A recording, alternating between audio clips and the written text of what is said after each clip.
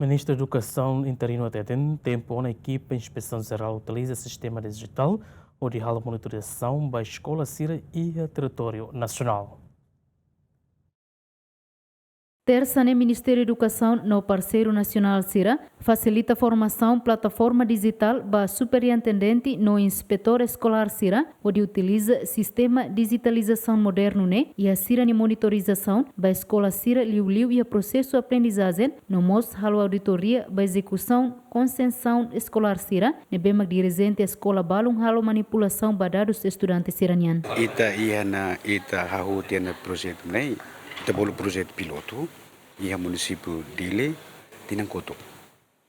Então matéria ba formação né e a gestiona e daí ita bolu segunda etapa plataforma digital online bolu naran Kobo Collect e daí maka ita tu usa ba inspetor sira atu facilita serenia serviço rotina rolorom ba escola halo observação da sala de aula, halo be controlo ba facilidade escola, la bele tawar biru, la bele usar biru, então o sistema ainda facilita atu serviço bele laisliu, la gasta recurso bara que na insira incluímos dirigente ensino sira se acompanha online esse serviço fatem ba resultado sai da inspetor escolar ser halau e base. Inspetor geral interino Ministério da Educação hateten formação sistema digitalização ba uluk superintendente no inspetor escolar husi município hat onde facilita liutan sirane serviço no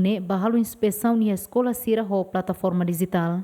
O pessoal da inspeção usa ferramenta digital avançada para ler na rede. Avançado significa que está rolando que se reproduziu. Mas está na tal situação que está que reproduziu. Então nós temos que aprender. As coisas se fazem aqui daí. Para que o leite avança, mostra essa cena.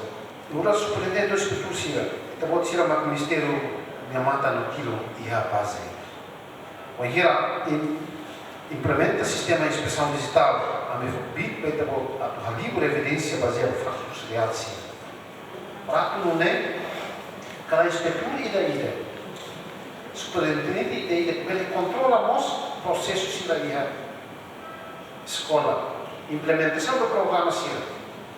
Devemos guiar. Dalam bara kita bahalo audit rutina, dalam bara kita halo memang audit rutina ho investigativo tambah implementação de condições escolares e escola precisa ter que ter de utilização de orçamento de mesma nós regras manual de mesma condições e ele precisa então todo que ter a mão.